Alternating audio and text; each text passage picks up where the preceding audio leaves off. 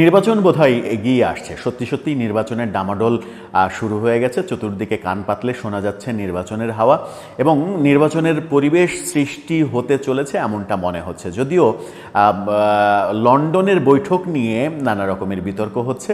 এনসিপির পরে জামাত ইসলামও এই বৈঠকের বিরোধিতা করেছে এবং বলেছে যে একটি দলের দিকে হেলে পড়েছে প্রফেসর ইউনূসের অন্তর্বর্তীকালীন সরকার। অর্থাৎ প্রফেসর ইউনূসের যে নিরপেক্ষতা, সেই নিরপেক্ষতা নানাভাবে প্রশ্নবিদ্ধ হচ্ছে। এর আগে প্রশ্ন হয়েছিল যে এনসিপির দিকে ঝুঁকে পড়েছে প্রফেসর ইউনূসের এই সরকার, জামাতের দিকে ঝুঁকে পড়েছে।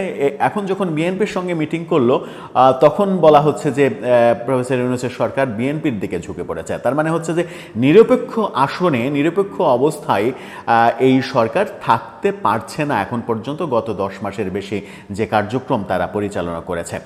এভাবেই নানাভাবে বিতর্কের জন্ম দিচ্ছে তারা, যেটা দৃশ্যমান।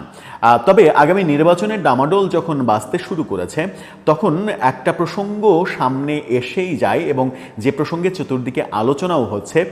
সম্প্রতি বিএনপি নেতা মোয়াজ্জেম হোসেন আলাল এই প্রসঙ্গে একটু আধটু কথা বলার চেষ্টাও করেছেন। সেটা হচ্ছে যে আওয়ামী লীগকে ছাড়া আগামী নির্বাচন যদি হয় তাহলে সেই নির্বাচন আন্তর্জাতিকভাবে গ্রহণযোগ্য হবে কিনা, আর আন্তর্জাতিকভাবে গ্রহণযোগ্য যদি নির্বাচন না হয় তাহলে বিএনপি সরকার গঠন করে সরকার পরিচালনা করতে দারুণভাবে কিংবা খুবই বাজেভাবে বাধাগ্রস্ত হতে পারে কিনা, সেই প্রসঙ্গটা চতুর্দিকে আলোচিত হচ্ছে। সেরকম একটা মুহূর্তে বিএনপি কি আদৌ চাইবে আওয়ামী লীগকে ছাড়া নির্বাচন করে একটা বিতর্কের জন্ম দিয়ে একটা বিতর্কের মুখে থাকা সরকার গঠন করতে?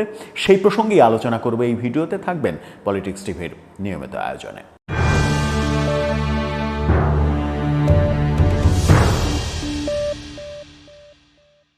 দর্শক, পলিটিক্স টিভির নিয়মিত ভিডিওগুলো স্পন্সর করছে প্রজাপতি.টিভি, নতুন ওটিটি প্ল্যাটফর্ম। আপনারা চাইলে ইউটিউবে, ফেসবুকে, ইনস্টাগ্রামে, টিকটকে দেখে নিতে পারেন। ডেসক্রিপশন বক্সে লিঙ্ক দেওয়া থাকবে, সেখান থেকেও আপনারা দেখে নিতে পারেন প্রজাপতির কার্যক্রম। চলে যাচ্ছি মূল ভিডিওতে। বলছিলাম নির্বাচনের ডামাডোল শুরু হয়েছে, চতুর্দিকেই নির্বাচনের আলোচনা। নির্বাচন ফেব্রুয়ারির মধ্য ফেব্রুয়ারিতে হবে অথবা ফেব্রুয়ারির শুরুতে হবে এমনটাই শোনা যাচ্ছে, যদিও সেটা নিয়ে নানা রকমের বিতর্ক রয়েছে। প্রতিবাদ শুরু হয়েছে। এনসিপির প্রতিবাদ আমরা গতকালকেই শুনেছি। আজকে জামাত ইসলাম প্রতিবাদ দিয়েছে। জামাত ইসলাম সরকার নিরপেক্ষতা হারিয়েছে বলেছে, বিএনপির দিকে ঝুঁকে পড়েছে সরকার এমনটা বলেছে। সেরকম মুহূর্তে এই যে ঝুঁকে পড়া, নিরপেক্ষ থাকা না থাকা, নির্বাচনের পূর্বেই যদি এই আলোচনাগুলো হয় তাহলে নির্বাচনটা একটা বড় আসলে কর্মযজ্ঞ। সেই নির্বাচনে আওয়ামী লীগের কার্যক্রম যেহেতু নিষিদ্ধ রয়েছে, নিষেধাজ্ঞা রয়েছে তাদের কার্যক্রমের উপরে, নিবন্ধন স্থগিত রয়েছে, সুতরাং ধরে নেওয়া যায় যে আগামী নির্বাচনে আওয়ামী লীগ অংশগ্রহণ করতে পারছে না। যদি শেষ পর্যন্ত, নির্বাচনের শেষ মুহূর্ত পর্যন্ত সেটা বলবৎ থাকে এবং আওয়ামী লীগকে বিহীন নির্বাচন হয়, তাহলে সেই নির্বাচন কি আন্তর্জাতিকভাবে গ্রহণযোগ্য হবে? আন্তর্জাতিকভাবে গ্রহণযোগ্য না হলে সেই নির্বাচনে নিশ্চিত করেই এখন যে অবস্থা, দেশের রাজনৈতিক যে অবস্থা, তাতে বলাই যায় যে আগামী নির্বাচনে বিএনপি সরকার গঠন করবে।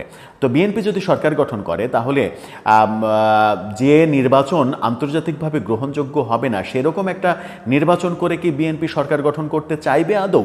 আমার মনে হয় না যে বিএনপি এরকমটা চাইবে, কারণ বিএনপি সবসময়ই সবার অংশগ্রহণ কিংবা সবার সমান অধিকার, সর্বদলের সমান অধিকার, বহুদলীয় গণতন্ত্র, এই কথাগুলো বিএনপি সবসময় বলে এসেছে।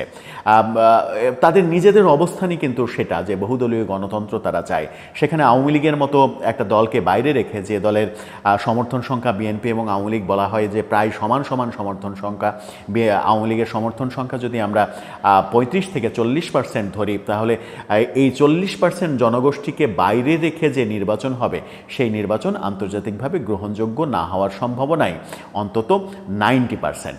যদি গ্রহণযোগ্য না হয় তাহলে একটা অগ্রহণযোগ্য বিতর্কিত নির্বাচনের মাধ্যমে বিএনপি ক্ষমতায় এসে আন্তর্জাতিক নানা প্রশ্নের সম্মুখীন হবে। যে প্রশ্নের সম্মুখীন বিগত অন্তত তিনটি নির্বাচনে আওয়ামী লীগ হয়েছে, 2014 নির্বাচন, 18 নির্বাচন এবং 24-এর নির্বাচন। 18 নির্বাচনটা হয়তো কম হয়েছে, কারণ 18 নির্বাচনে বিএনপি অংশগ্রহণ করেছিল, বিরোধী দলের অংশগ্রহণ ছিল, কিন্তু 14 নির্বাচন এবং 24-এর নির্বাচন, এই যে 10 বছরের ফারাকের এই দুটো নির্বাচনে বিএনপির অংশগ্রহণ ছিল না। সুতরাং এই কারণেই আন্তর্জাতিকভাবে সেই নির্বাচন কিন্তু প্রশ্নবিদ্ধ হয়েছিল। এই নির্বাচনের গ্রহণযোগ্যতা নিয়ে প্রশ্ন উঠেছিল, এবং নির্বাচনের গ্রহণযোগ্যতা নিয়ে প্রশ্ন উঠেছিল বলেই বারবার আমরা দেখেছি যে পরপর 3 বার এরকম ঘটনার পুনরাবৃত্তি হওয়ার কারণে আওয়ামী লীগ সরকার বিতর্কিত হয়েছে, আন্তর্জাতিকভাবে বিতর্কিত হয়েছে, এবং দেশের মধ্যেও জনগণ ফুঁসে উঠেছে। জনগণ যখন ফুঁসে উঠেছে, তখন জনগণ আওয়ামী লীগের বিরুদ্ধে এক ধরনের প্রতিবাদে সোচ্চার হয়েছে। সামান্য একটা কোটা বিরোধী আন্দোলন কিভাবে সরকার বিরোধী আন্দোলনে রূপান্তরিত হলো, মাত্র কয়েকজন ছাত্রছাত্রীর আন্দোলন, যেটা বাংলাদেশের বহু মানুষের, লক্ষ লক্ষ মানুষের আন্দোলনে রূপান্তরিত হলো, এই ঘটনাটা কিন্তু একদিনে সম্ভব হয়নি। এই ঘটনাটা 15 বছরের পুঞ্জীভূত ক্ষোভের কারণে হয়েছে, এবং এই ঘটনার নেপথ্যের নাম্বার 1 কারণই কিন্তু অগ্রহণযোগ্য নির্বাচন। অগ্রহণযোগ্য নির্বাচন দেওয়ার ফলে সরকার কতটা বিপদে পড়ে সেটা কিন্তু আওয়ামী লীগকে দিয়েই আমরা বিচার করতে পারি। সেই একই ফাঁদে কি বিএনপি পড়তে চাইবে? আমার মনে হয় যে বিএনপি যদি বুদ্ধিমত্তার সাথে রাজনীতি করতে চায়, তাহলে সেই একই ফাঁদে বিএনপি পড়তে চাইবে না। তাহলে বিএনপির সামনে পথ খোলা কোনটা?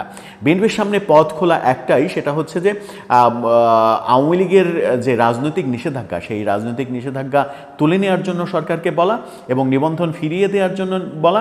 আওয়ামী লীগের যারা অপরাধী তাদের বিচার কার্যক্রম চলুক, কিন্তু দল হিসেবে আওয়ামী লীগ যেহেতু অপরাধী কি অপরাধী না সেটা প্রমাণ সাপেক্ষ ব্যাপার, আদালতের ব্যাপার এবং দীর্ঘ সময়ের ব্যাপার।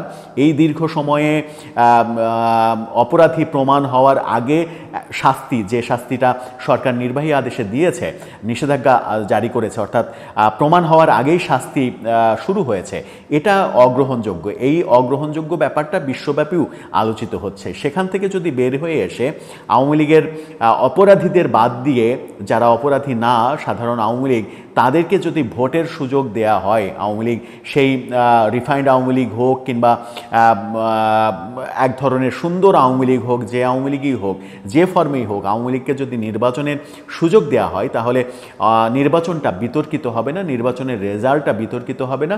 বিএনপি যদি ক্ষমতায় যায়, বিএনপির সরকার চালাতে আন্তর্জাতিক যে সমর্থন, সেই সমর্থন পেতে খুব একটা বেগ পেতে হবে না। কিন্তু উল্টো চিত্র হবে, আওয়ামী লীগকে বর্তমান অবস্থায় রেখে, যেটা আমরা একেবারে দৃশ্যমান দেখছি, আন্তর্জাতিকভাবে প্রচণ্ড সমালোচিত হয়েছে নির্বাহী আদেশে আওয়ামী লীগের কার্যক্রমের ওপরে নিষেধাজ্ঞা দেয়া, এবং যে খবরটা থেকে এসেছে, ব্রিটেন থেকে এসেছে, ব্রিটেনের একটি আইন সংস্থা আইসিসিতে এই ব্যাপারে মামলা করতে চলেছে। সুতরাং আন্তর্জাতিক মহলও এই ব্যাপারে কিন্তু সোচ্চার। আন্তর্জাতিক মহল যখন এই ব্যাপারে সোচ্চার, তখন বিএনপি যেন তেন একটা নির্বাচনের মাধ্যমে সরকার গঠন করলে তারা সরকার চালাতে হিমশিম খেয়ে যাবে। সরকার চালাতে হিমশিম খেয়ে গেলে বিএনপির বিরুদ্ধে পরবর্তীতে যে কোনো দলের কিংবা যে কোনো রাজনৈতিক প্রতিপক্ষের আন্দোলন দাঁড় করাতে কিন্তু সহজ হয়ে যাবে। বিএনপি নিশ্চয়ই চাইবে না যে আওয়ামী লীগের বিরুদ্ধে যেরকম একটা ছোট কোটা আন্দোলন থেকে সরকার বিরোধী আন্দোলনে রূপ লাভ করেছিল এবং আন্দোলনটা বিস্ফোরণের আকার ধারণ করেছিল, সরকার পতন হতে বাধ্য হয়েছিল, সেরকম পরিবেশ বিএনপির বিরুদ্ধে তৈরি হোক। ধরে নেওয়া যাক বিএনপি সরকার গঠন করলো, 1-2 বছর সরকার চালালো, তারপরে আওয়ামী লীগ এই নিষেধাজ্ঞা থাকাকালীনই সংগঠিত হয়ে আবার নতুনভাবে দেশে সরকারের বিরুদ্ধে এক ধরনের আন্দোলন দাঁড়া করানোর চেষ্টা করলো। এরকম পরিস্থিতি যদি তৈরি হয় সরকারের জন্য, সরকার চালানোর জন্য, তাহলে সেটা বিএনপির জন্য বিব্রতকর হবে, বিপজ্জনকও হবে। আর বিএনপি সেই সময় যদি আন্তর্জাতিক সমর্থন না পায়, তাহলে তাদের জন্য আরও বেশি কষ্টকর হবে। সেই কারণেই বিএনপির জন্য এই ব্যাপারটা আসলে উভয় সংকটের ব্যাপার। বিএনপি না পারবে সরকারকে বলতে যে আওয়ামী লীগের নিষেধাজ্ঞা তুলে নিয়ে তাদেরকে নির্বাচনের সুযোগ দেওয়া হোক, তাতে বিএনপি সমালোচিত হবে। আবার চুপ করে থাকলে যেটা হবে, সরকার গঠনের পরে সরকারের গ্রহণযোগ্যতা নিয়ে প্রশ্ন উঠবে। এই উভয় সংকটে পড়া বিএনপি আগামীতে নির্বাচন কেন্দ্রিক রাজনীতিতে কী ধরনের কৌশল অবলম্বন করে সেটার উপরে নির্ভর করছে বাংলাদেশের আগামীর বাস্তবতা।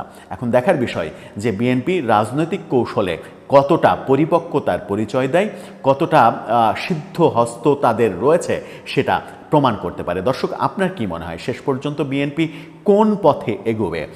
বিএনপি কি এক ধরনের আওয়ামী লীগকে নিজেদের কল্যাণে, নিজেদের স্বার্থে এক ধরনের আওয়ামী লীগের পক্ষে অবস্থান নেবে যে আওয়ামী লীগ নির্বাচনে অংশগ্রহণ করুক?